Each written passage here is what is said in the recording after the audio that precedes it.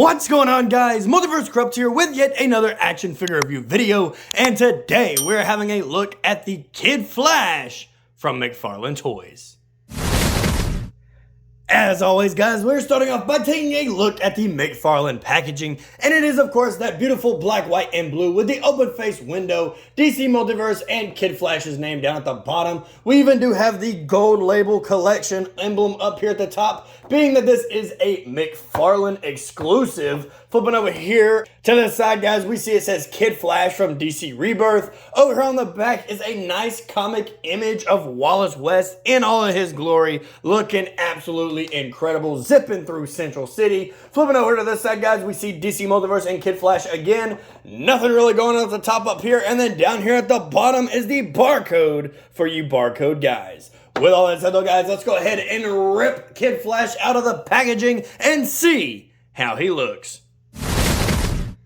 The latest in a long line of speedsters, Wallace West does not take the mantle of Kid Flash lightly, even when it makes him question everything about himself. Struck by Speed Force lightning thanks to some truly mind-bending issues with the timeline, Wallace was given his powers and put on the radar of Barry Allen, who took him under his wing, or at least he tried to. If there's one thing Wallace learned very quickly, it's that being a speedster isn't something you can just be taught overnight, even by the fastest man alive.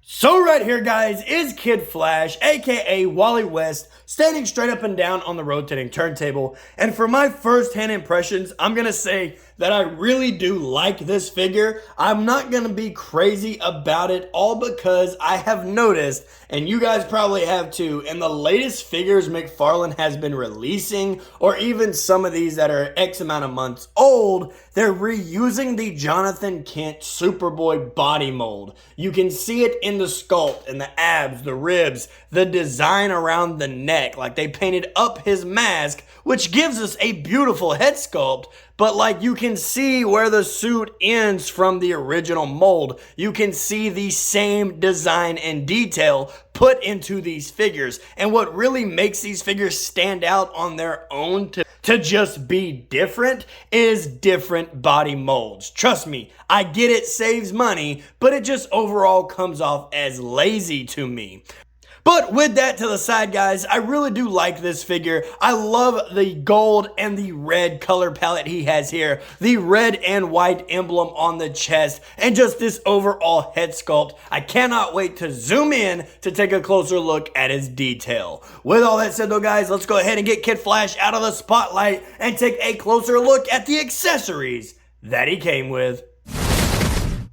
When it comes to the accessories, guys, Kid Flash does, of course, come with the standard McFarlane DC stand, and it just has the DC logo just stamped right there in the front. Going over here now, guys, he does, of course, come with his own trading card. It is that beautiful image we saw of Kid Flash on the back of the box, and I really do love this picture here. Flipping over here to the back, guys, is the read-up. You can go ahead and pause the screen and read it right now. Always give you guys that little bit of a second. He does, of course, come with two sets of interchangeable hands. He comes with two fisted hands and two flash hands is what I've come to start calling these. The flat palm hands, great for the running poses. And he even comes with two very different sets of Speed Force effects. I really do love these designs, and they are probably one of my all-time favorite for a Flash figure. I love the orange and reddish paint that we have going on here. They just look absolutely amazing, and for them to be brand new, I have personally never seen them before. If you have, let me know down in the comments. I might just be late to the party, but they do look amazing. He does, of course, come with two short sets and then two of the longer sets, and they look phenomenal. With all that said, though, guys, let's go ahead and zoom into the figure himself to take a closer look at the detail. In terms of detail, guys, this figure still looks great, even if the body mold is a complete reuse from the Jonathan Kent Superboy figure, or Superman figure, whatever you want to call him. But starting off with the head sculpt here, guys, it is brand new, something we have never seen before, and he looks absolutely phenomenal. I even love the little razor cut that we have for his hairline. Coming from this photo, I do wish it was inside the lightning bolt, but this little straight line here will have to do. It is still a beautiful attention to detail that I do respect. Going over here now, guys, looking at the little red accents on the ears. They do form their little own Flash logo, which looks absolutely amazing. I love it that we can actually see it in there and it's not just one straight line back. And just the overall face sculpt does look amazing. I will say when it comes to the dark lips, they went a little heavy with the paint, so it does look like he is wearing a bunch of lipstick, but we can just overlook that factor because he still looks amazing. This suit alone, guys, is definitely one of my all-time favorite Flash suits. The yellow, the red, the white, it all goes together beautifully. It looks absolutely phenomenal. And like I've said, it is a reuse, but it still looks great. You can see all the muscles within his torso here, his ribs going down the side. He is jacked and ready for combat. And just the Flash logo on his chest. I love the red. I love the white. I will say I am more of a fan of the iconic Kid Flash logo where it's just a bing, bang, boom instead of a bing, bang, bing, bang, boom. That logo for me is just strictly Barry Allen and future Kid Flash when he takes over the mantle, but I really do love this red and gold. It really does go together beautifully. Going over here to the backside now, guys, we can see that what I was talking about, how this is just the Superboy reuse, the Superman reuse that we've seen. The suit, you can tell, ends here in the sculpt, but they just painted up his neck to connect with his cowl. Still looks good. You know, from a distance, you can't really tell if you're not really looking at it, but being up close like this, we can tell it just strikes as lazy for me. I'm all about saving money when it comes to these, but just do something different when it comes to these other figures. Don't just reuse the same body mold. It's very annoying, especially for me. I don't know about how you guys feel. Going down here now, guys, looking at the black flash marks on his wrists and his waist. His waist is done beautifully. It is sculpted in there. I'm not really sure why the yellow bleeds down to his pants. I would have just made this red. It still probably would have popped just as well, but I guess I can see where they kind of just wanted it to have this little tuck-in factor here. But when his arms, it's another detail that they really did miss. You can't feel the texture. It is just painted on there. So not going to call it laziness because the lines do look good from what I'm seeing right now, but I will say I would have loved it more if they just gave us the detail, the extra little bit of sculpt to put into his wrist here to really make him stand out on his own. Going down here to his legs now, guys, not really much going on other than, of course, the detail we've seen here. Once again, a reuse from the Superboy body mold here, and just another bit of black paint going around to separate his booch, which is another missed opportunity because what kind of bothers me, and if you're a little OCD out there, it might bother you too, is that the squiggles don't even match up on the legs. You've got 3 going on here and you've got 2 right here. It really bothers me as I'm looking at it, but when I throw him up on the shelf, I'm sure he'll be fine. But other than that, he looks absolutely amazing. He does look incredible. There is the detail from the muscles within his legs, but I do hate the fact that they are just reusing the same body mold for every other figure. Let's start getting some more detailed new body molds and just mix them up a little bit. With all that said though, guys, let's go ahead and zoom away from the detail. Let's get out of here and take a closer look to his size, some articulation, and some size comparison. When it comes to how tall Kid Flash stands, guys, Kid Flash does stand at about, looks like exactly 7 inches tall. So he is the standard McFarlane height.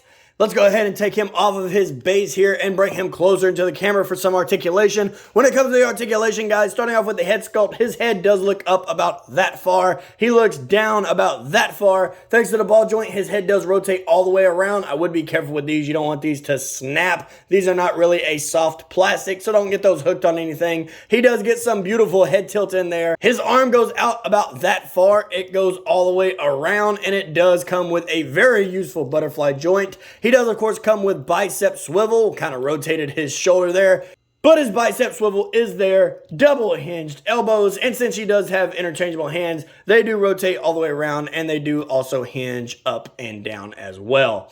Going over here to his ab crunch now, guys. His ab crunch is kind of there. Of course, not forward, but Wally is the limbo master. His waist articulation is there. He rotates side to side all the way around. His legs go forward about that far. They go back about that far. Just decent enough for some running poses.